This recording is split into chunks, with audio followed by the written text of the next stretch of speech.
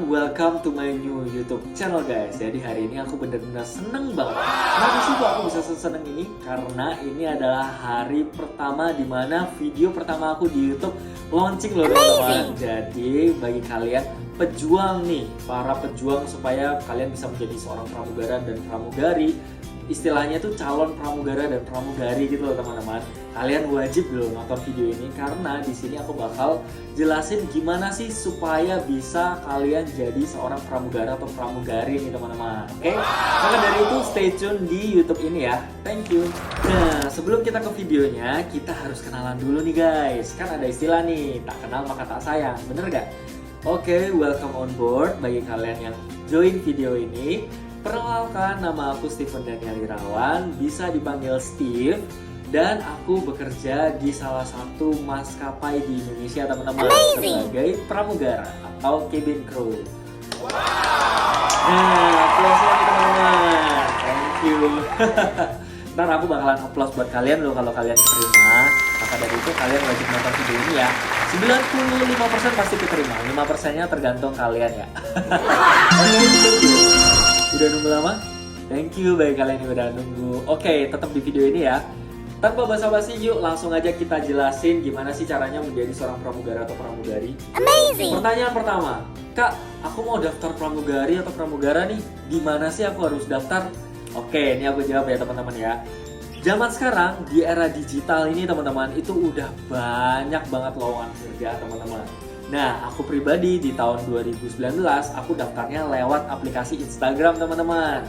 Nah, di aplikasi Instagram itu ada yang namanya khusus rekrutmen teman-teman, rekrutmen pramugara dan pramugari. Di maskapai previous aku itu menyediakan Instagram atau akun Instagram tersebut loh teman-teman. Nah, di maskapai aku sekarang itu juga ada loh teman-teman untuk Instagramnya. Jadi kalau ditanya, nggak susah sebenarnya teman-teman kalau kalian mau join. Tinggal kalian buka Instagram, kalian buka LinkedIn, bahkan di OLX atau dimanapun itu tersebar merata loh untuk lowongan pekerjaan teman-teman. Nggak cuma cabin crew aja loh, di seluruh bidang maskapai itu ada banyak banget di era digital sekarang.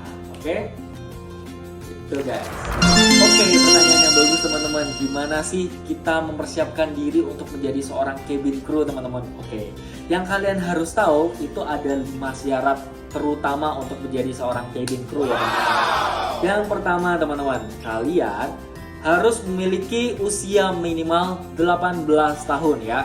Jadi yang bagi lulus SMA itu bisa lo apply teman-teman. Atau mungkin yang lulus SMA-nya 17 tahun itu harus nunggu 1 tahun dulu. Pokoknya minimal berusia 18 tahun ya. Amazing. Lalu yang kedua, memiliki ijazah teman-teman. Nah, banyak banget loh teman-teman yang salah mengenai ijazah ini. Untuk ijazah teman-teman, nggak harus S1. Kan banyak tuh yang bilang, Kak, minimal harus S1 penerbangan ya? Kak, minimal harus sekolah dulu penerbangan ya? Ini itu dan segala macam.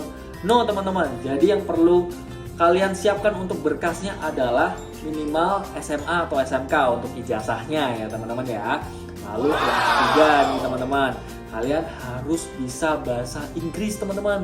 Aku nggak bilang harus profesional, harus 100% speaking English well. No teman-teman, at least kalian harus menguasai pronunciation, grammar, speaking, listening, reading supaya kalian itu lulus di ujiannya teman-teman.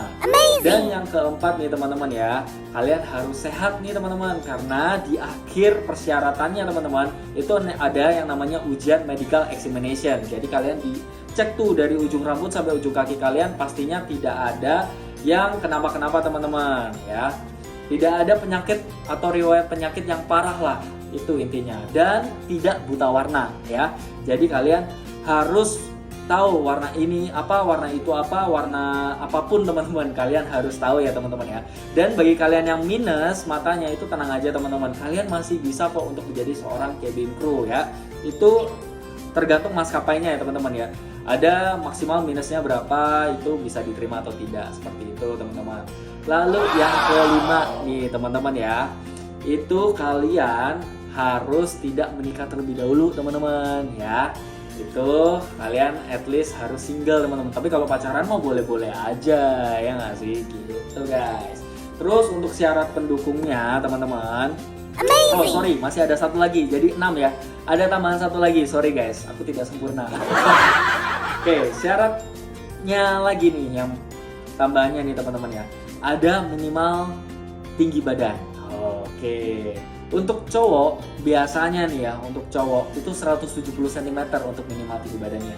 Tapi kalau untuk cewek minimalnya 158 cm.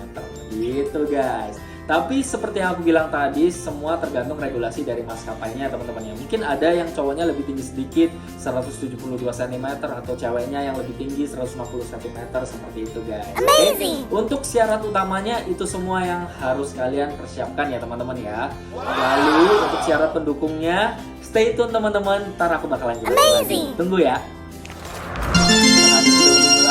Terima kasih sudah menunggu. Oke teman-teman, yuk kita langsung aja. Syarat pendukungnya seperti apa sih kak? Oke, ini untuk versi dari aku pribadi, untuk kalian bisa mempersiapkan diri juga ya teman-teman ya. Ini aku siapkan 2 syarat pendukung teman-teman bagi kalian yang mau menjadi seorang cabin crew. Syarat pertama adalah kalian harus energik, aktif, semangat, dan kerjasamanya oke. Itu yang menjadi syarat pendukung untuk menjadi seorang cabin crew. Jadi kita sebagai cabin crew bukan menjadi orang yang lemes terus iya oke gitu-gitu, no ya teman-teman. Tapi kita itu harus semangat, aktif, kinerjanya juga harus menambah setiap harinya karena kita terbangnya kemana-mana teman-teman, bahkan bisa berlanding-landing. Kalian pernah naik pesawat gak sih?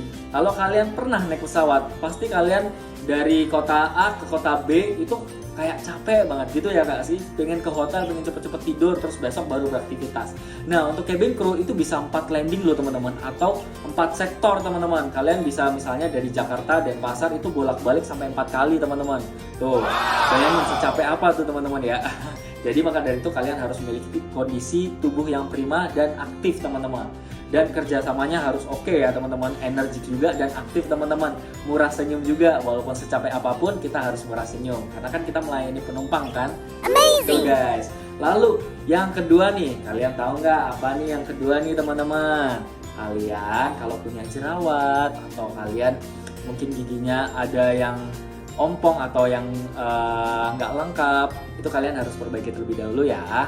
Aku nggak bilang bagi kalian yang berjerawat dan giginya ada yang masalah itu nggak keterima, no. Ini kan syarat pendukung ya teman-teman ya. Tapi alangkah lebih baik, alangkah lebih bagus lagi kalau kalian itu merawat dari kondisi muka kalian, karena muka kalian itu adalah yang terpampang pertama kali loh menjadi seorang cabin crew.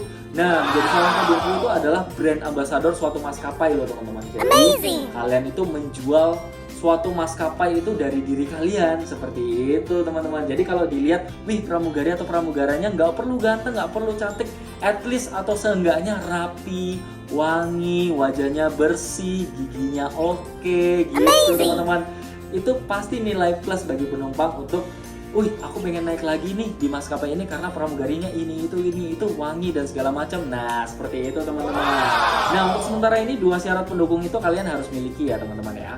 Oke, ada lagi kah pertanyaannya? Gitu ya kak. Oke kak, berkat kakak jadi aku tahu nih gimana aku harus daftarnya dan persyaratan apa aja yang harus aku siapin buat ikut rekrutmen di suatu maskapai. Amazing. Sementara ini aja sih yang aku tanyain kak. Thank you so much loh kak udah jelasin soal-soal gimana sih supaya kita menjadi suatu brand ambassador di suatu maskapai atau bisa disebut cabin crew. Thank you so much loh kak. Oke, berarti gak ada pertanyaan tambahan ya. Oke, tapi aku ada nih tambahan buat kalian nih. Tapi jangan bilang-bilang ya, ini tuh bener-bener yang dicari suatu maskapai itu ini gitu loh teman-teman. Tahu nggak apa? Kalian kepo ya? Oke, jangan bilang siapapun ya. Tapi gimana mau gak bilang siapapun, orang ini ditonton banyak orang kok.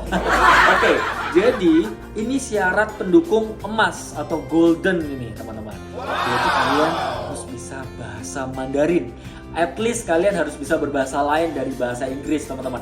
Itu nilai plusnya bagi suatu maskapai itu besar banget loh teman-teman. Benar-benar gede banget. Peluang keterimanya itu misal nih kalian 60% nih peluang kalian keterima. Tapi kalau kalian bisa menimbulkan suatu bahasa yang gak bisa ditelaah ya. Contohnya seperti apa sih? Bahasa Mandarin, bahasa Jerman, bahasa apapun itu yang jarang orang tahu. itu bisa jadi 90%. Jadi dari 60% jadi 90% keterimanya teman-teman. Naik 30% tuh, bayangin tuh teman-teman. Jadi kalian wajib nih teman-teman. Nih aku bilang wajib bagi kalian supaya kalian itu keterima, supaya bisa menjadi cabin crew nih teman-teman. Amazing.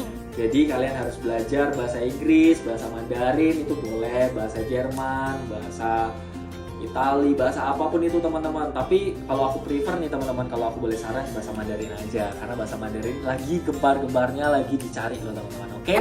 Oke, gitu aja teman-teman. Bagi kalian yang udah nonton, thank you so much ya. Sekali lagi aku tekankan ke kalian, kalau kalian mau nanya apapun itu, feel free aja. Kalian bisa nanya apapun itu di kolom komentar, oke? Ntar aku bakalan jawab di video aku selanjutnya. Terima kasih bagi kalian yang udah nonton, dan see you on board guys.